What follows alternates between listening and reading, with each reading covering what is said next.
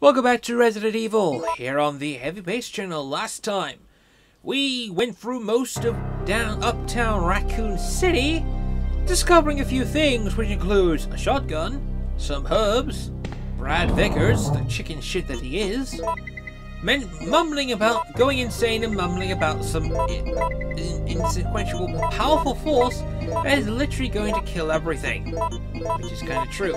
Now, you combine the pistols, and then we have all these ammunitions. Do this. See, when we have all these pistol ammunitions, and I do mean we have mostly pistol ammunition as well, make it. We're gonna do something a bit, well, stupid today. And that is, of course, we're gonna be showing there is a literal thing. I'm saying this is a literal thing. You'll probably see why in a few moments. Now we go through here. We go through a gate and we head up towards a high street. Well, this is probably gonna be a familiar high street for you.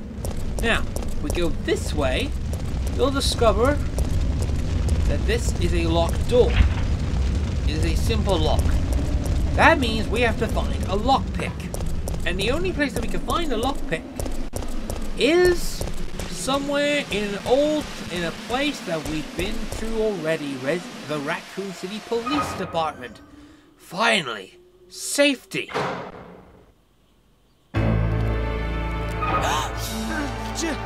Jill! Brad! We've got to...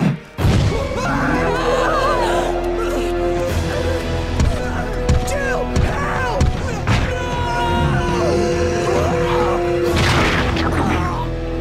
No!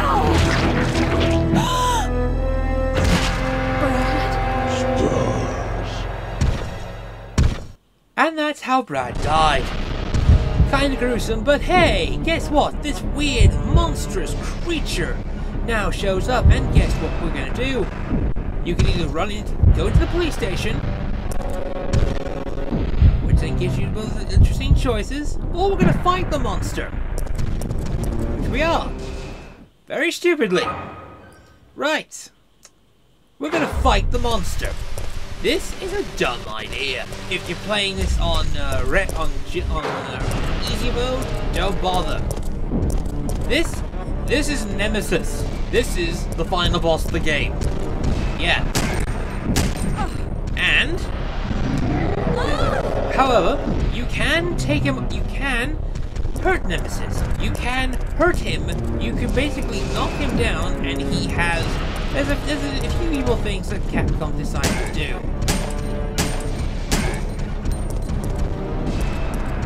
Remember all the custom items that were built from past Resident Evils? Yeah, guess what? You have to kill Nemesis in order to get those.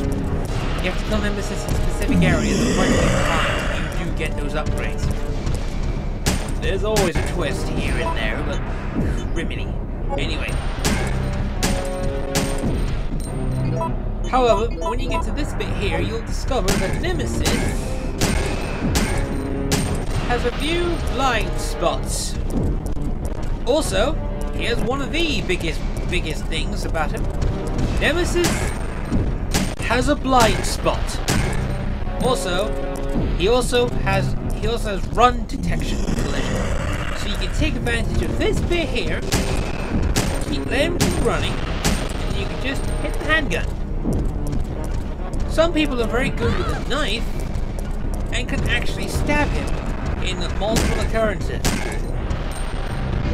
When he goes down like that, it means that he is, well, nearly beaten for the temporary reasons.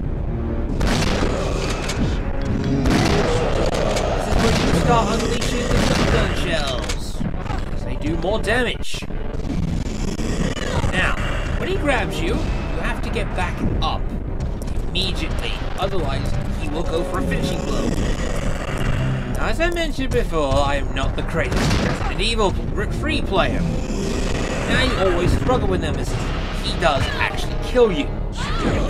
When he does that move, he definitely will go for that tentacle move, and he will kill you if you're at a certain level, say caution or danger, or something like that. Anyway, this is his power move. They really do not want you. They really don't want you to be assumed safely. This is pretty much your first Nemesis fight. And yes, I'm not the greatest player in the world. You can beat Nemesis. And guess what? And guess what the best version of the game is? Japanese. I'm not kidding. All the custom items and all the extra items that you get go straight in. Can be played on Japanese heavy mode, and it really sucks. I don't remember. I think it's one of those modes, but at least in heavy mode. There we go. Finally, he's down. Your reward for cleaning the first time will be getting some eagle parts. Hey. Very handy. Anyway, now that we've sorted that down, we can go straight into the police station. Should you want to? We have to go into the police station. This pretty much is our destination for the near future because we haven't got a lockpick. And Brad's dead, to no one's surprise. He didn't really help us in Resident Evil 1. Probably one of the reasons why we had that. Now, if you actually went inside the police station during this run, instead of facing Nemesis, then Jill basically jumps out and basically does that. But here, you will get 30 handgun bullets as usual. That pretty much surprises to no one. Anyway, we have the police station map. And we have a save point there. We're not fully done yet. In fact, we're not going to explore much. There's really not much you can explore during the initial bit of the police station. Not before the actual Resident Evil 2 begins. But there are some zombies here.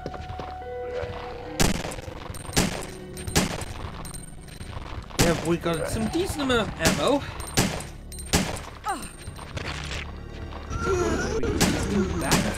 Just pretty much shoot. If you wanted to, there is some room to do so. Highly doubt it though. Here, the zombies are at least better textured. They aren't Resident Evil 2 models. So there have been some effort. So effort has been put into putting the game. And I say effort comes in. Pretty much just keep doing this. Do that.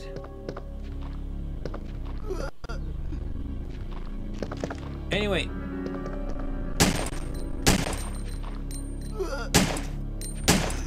There we go. We got rid of that zombie now.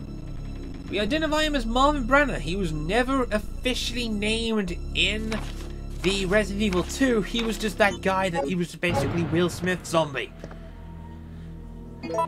But they decided to give him a name. At this point, he is fatally hurt, fatally wounded. Does not succumb to the zombie. Instead, he just becomes wounded. Here is also another important item: the blue gem. We don't know what this blue gem does, but we need to pick this up and use it for later on and stuff. Anyway. As you can see here, we have some more detailed zombies. Well, I say this is a detailed zombie. I still prefer this. You pretty much know exactly where I'm heading to at this point. I mean, if you want to play Resident Evil 2, you know exactly where I'm heading to. Just remember a few things. Guns and bullets always help. That's what I always say. Anyway, we go through here.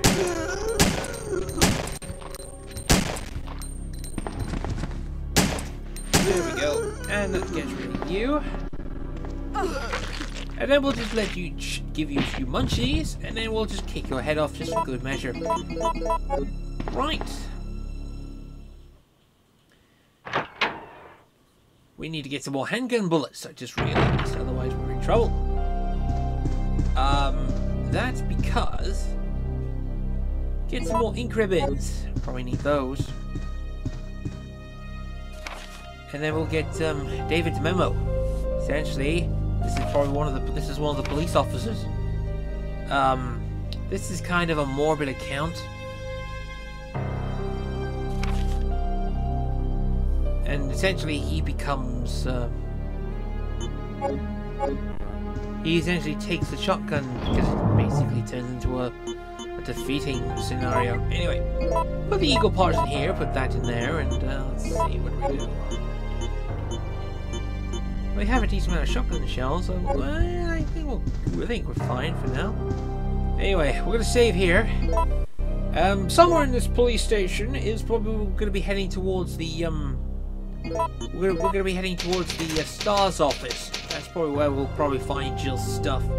But we didn't check Brad's body for his ID card. We're gonna have to find Jill's own card. That's gonna be a bit of a that's gonna be a pain in the ass. I could just feel it. See you guys next time. Bye for now.